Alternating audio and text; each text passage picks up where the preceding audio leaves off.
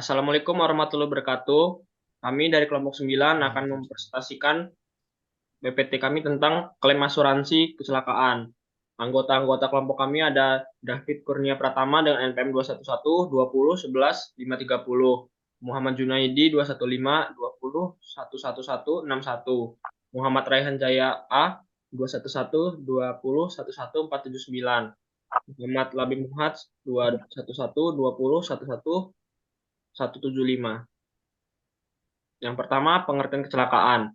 Kecelakaan adalah hal yang bisa terjadi kapan saja dan menyebabkan berbagai kerugian finansial, mulai dari biaya pengobatan hingga sumber pendapatan yang hilang. Oleh sebab itu, banyak orang yang mempertimbangkan untuk membeli produk asuransi kecelakaan sebagai bagian dari rencana keuangannya. Produk ini akan memberikan ganti rugi jika tertanggung mengalami risiko kecelakaan. Selanjutnya, jenis-jenis asuransi kecelakaan diri. Yang pertama ada kematian, yang kedua luka berat, yang ketiga cacat permanen, yang keempat cacat sementara. Syarat yang harus dipenuhi untuk penerimaan dana asuransi kecelakaan diri.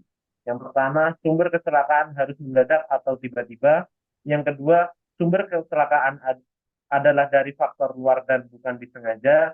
Yang ketiga, sumber kecelakaan disertai dengan kekerasan. Yang keempat, sumber kecelakaan harus terlihat jelas.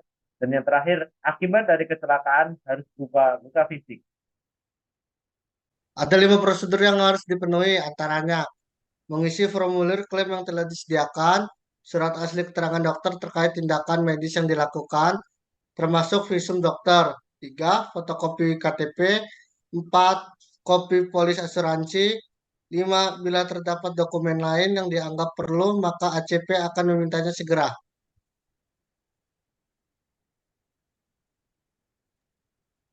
Contoh asuransi kecelakaan diri. Pak Hergi memiliki mobil Avanza dan berdomisili di Depok. Ia kemudian membeli produk asuransi mobil insurance dari Sinar Insurance. Saat mengendarai mobilnya ditabrak oleh truk sayur sehingga menyebabkan mobil penyok dan cedera fisik Pak Hergi. Ia kemudian mengajukan klaim ke Sinar Insurtech dengan melengkapi dokumen yang diminta seperti identitas nasabah, bukti kepemilikan, kronologi kejadian, bukti kepemilikan mobil, serta surat izin mengemudi. Setelah klaim diterima oleh perusahaan asuransi, Pak Hergi kemudian membawa mobilnya ke bengkel rekanan asuransi untuk diperbaiki. Ia hanya perlu membayar biaya on risk sebesar 300.000 saja. Total tagihan aslinya yang mencapai 7.500.000 sudah ditanggung penuh oleh perusahaan asuransi.